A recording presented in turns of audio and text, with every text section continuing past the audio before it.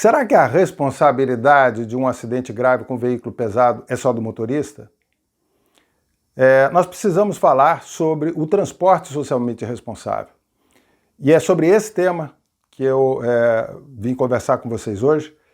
E acredito que dar uma contribuição, que é o papel do SOS Estradas, para que as autoridades possam encontrar um caminho para a redução dos acidentes com veículos de transporte de carga e também de passageiros. Meu nome é Rodolfo Risotto, eu sou coordenador do SOS Estradas, Programa de Segurança nas Estradas, sou editor do portal estradas.com.br e um dos fundadores da Trânsito Amigo, entidade de vítimas de trânsito, que é presidida pelo Fernando Diniz, um pai órfão de filho que transformou o seu luto em luta. Como eu sempre digo, o nosso foco aqui é segurança viária, preservação de vidas. Não tem objetivos políticos, até porque a violência do trânsito mata a todos indistintamente. Não quer saber em quem você votou, quem é o seu candidato para as próximas eleições.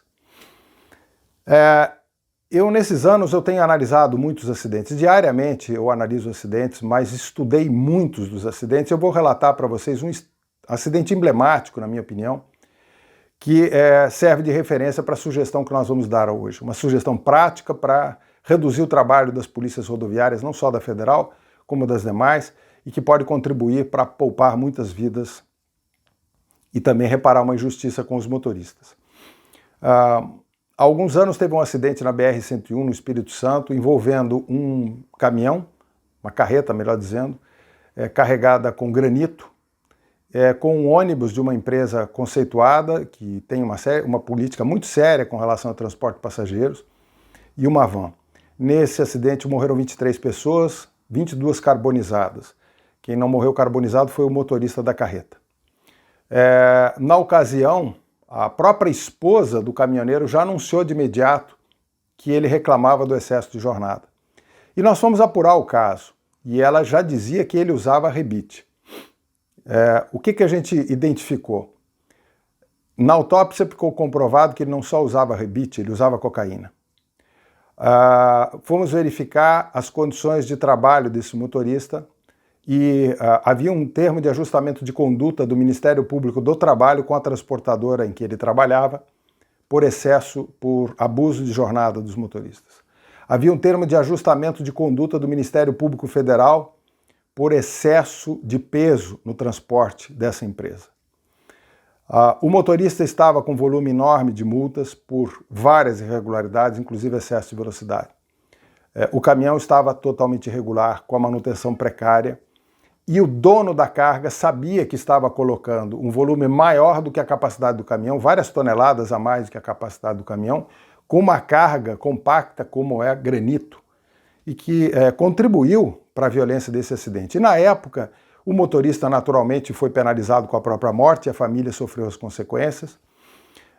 Os familiares das outras vítimas não tinham absolutamente nada a ver com isso, sofrem todas as consequências, não aparecem nas estatísticas, isso é uma coisa importante. Os familiares das vítimas não aparecem nas estatísticas, mas são mutilados. Na ocasião houve uma pressão com relação à transportadora, inclusive os donos da transportadora durante alguns dias chegaram a ficar presos em função de todas as denúncias que apareceram, mas isso vai caindo no esquecimento. E nós na época tentamos apurar e não conseguimos identificar, apesar do esforço, de quem era o dono da carga. Porque não era uma carga comum, era uma carga que não é qualquer lugar que você carrega granito. E aí o que a gente identificou claramente, e a gente vem identificando ao longo dos anos, a falta do transporte socialmente responsável. E é sobre isso que eu quero falar. E qual é a sugestão que a gente tem de forma objetiva? Nós sabemos que a maioria das transportadoras são sérias, nós sabemos que a maior parte dos produtores, seja da indústria ou seja do agronegócio, também são pessoas sérias e não querem transportar de forma irregular, ou seja, não querem colocar em risco a vida de ninguém, seja do condutor, seja da carga, seja das outras pessoas que estão fazendo uso da rodovia. Então a nossa sugestão é muito simples e pode ser feita através do governo federal, mas isso não impede que os governos estaduais tomem as mesmas providências. Mas no caso do governo federal, quem fiscaliza em todo o país? Polícia Rodoviária Federal, que tem um efetivo limitado, inclusive para a quantidade de atribuições que tem, e hoje atua quase que mais na área do combate ao crime do que na redução de acidentes por uma série de características no nosso país e também por prioridades que estão sendo dadas o combate ao crime organizado. E qual é a nossa sugestão? Que o diretor da Polícia Rodoviária Federal convoque a Associação Nacional dos Usuários de Transporte de Carga ou as entidades equivalentes, como podem ser os produtores do agronegócio, convoque a Associação Nacional dos Transportes de Transporte de Carga, NTC, a CNT, a Confederação Nacional dos Transportes, Ministério Público do Trabalho, a Associação Brasileira dos Caminhoneiros, a Confederação Nacional dos Transportadores Autônomos. Convoquem todos esses e o Ministério Público do Trabalho e também auditores fiscais, que tem muito para ensinar, além das seguradoras e principalmente da SUSEP, que é o órgão que regula o setor de seguros, para estabelecer algumas condições. Um protocolo de que no momento em que vai ser feito o carregamento, o dono da carga já começa a ter uma responsabilidade no transporte socialmente responsável. E por que isso é importante? Até para acabar com a concorrência desleal que começa ali, né? Você tem uma determinada carga porque você é um produtor agrícola. E essa carga de grãos, por exemplo, você vai querer respeitar todas as normas de segurança.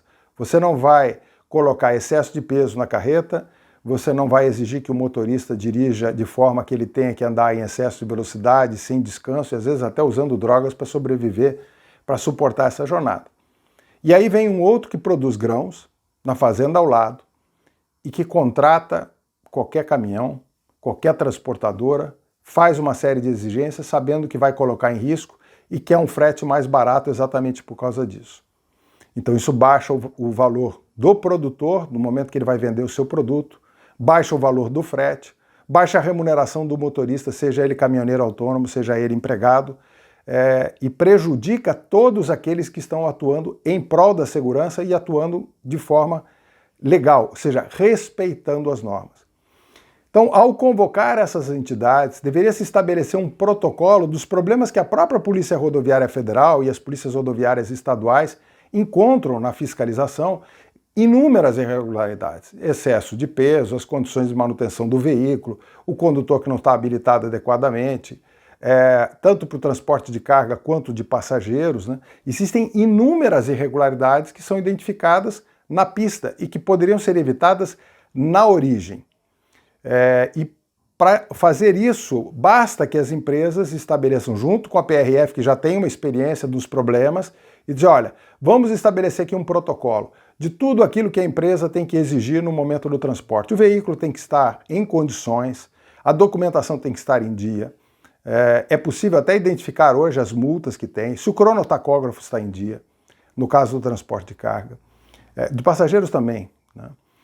Identificar também as condições do motorista, ou seja, qual é a habilitação dele, ele está habilitado para dirigir aquele veículo, ele está com o exame toxicológico dele em dia, porque se não estiver, é sinal de que podem estar querendo explorar essa mão de obra, esse profissional que às vezes vai ter que usar droga para suportar a jornada. Então, já é um indício muito grave se ele estiver com o exame dele vencido. Se a habilitação dele está em dia, eventualmente ele já está com uma pontuação que ele teria a CNH suspensa.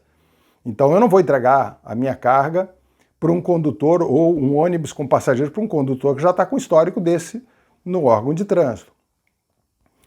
Então, feito esse protocolo, a empresa também não vai estabelecer que a carga seja entregue, exijam que a carga seja entregue num determinado horário, no destino final, que vai obrigar o condutor a andar em excesso de velocidade, a não descansar, ou seja, a não respeitar os princípios e as normas de segurança.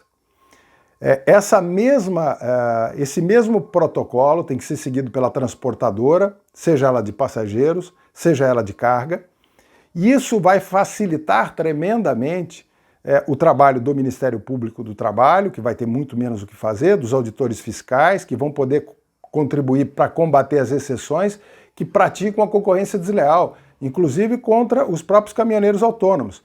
Quem faz o errado vai vender o frete mais barato do que quem anda certo. Quem usa droga vai vender o frete mais barato do que quem não usa. Então é importante entender que isso ajuda a combater o transporte irresponsável e criminoso, muitas vezes, contribui para a redução dos acidentes, que tem um impacto muito grande na economia e tem um impacto humano extraordinário. Por outro lado, a SUSEP tem que participar disso, e as seguradoras também, para que a SUSEP, junto com as seguradoras, estabeleçam normas que vão autorizar ou não o pagamento do sinistro de quem respeita essas regras. Ou seja, se eu não respeito essas regras, eu não tenho direito a receber seguro e vou pagar as consequências, né? Com a falência, se for o caso. Então é importante que a gente tenha transporte socialmente responsável e que a gente atribua a responsabilidade a quem não respeita essas regras. Inclusive é importante que o parlamento dê a sua contribuição para que haja uma responsabilidade criminal. Porque se eu coloco excesso de carga numa carreta, como foi o caso de granito, eu sei o que estou fazendo. Eu sei o peso da minha carga, eu sei a capacidade daquele veículo. Se depois tem um acidente e morreu um monte de gente, eu não posso dizer que eu não tenho nada a ver com isso, que a culpa é do motorista ou que a culpa é só da transportadora. É preciso punir também. E isso ocorre em vários países do mundo. Então a gente precisa criar o transporte socialmente responsável. Acredito que essa é uma medida simples, que pode ser feita, e eu tenho certeza que será bem aceita, tanto pelas entidades envolvidas com o transporte, como também os donos da carga, assim como as envolvidas com o transporte de passageiros. É uma medida simples e que poderia contar, inclusive, nessas reuniões com a participação das entidades de vítimas, e aí eu não me identifico eu necessariamente como um dos fundadores de uma entidade de vítimas, mas existem inúmeras, porque as entidades de vítimas conhecem as consequências dessa violência no trânsito. Se você concorda com o que a gente está sugerindo, compartilhe, se você gostou, dê like, procure reforçar aí o trabalho do canal, porque o objetivo da gente é a preservação de vida, e acredito que essa é uma sugestão prática que pode ajudar muito em políticas públicas, e com isso nós reduzirmos a violência, principalmente a violência do trânsito, que provoca mortes, tantas mortes, e que vem aumentando, infelizmente, tanto nas rodovias federais quanto nas rodovias estaduais. Obrigado.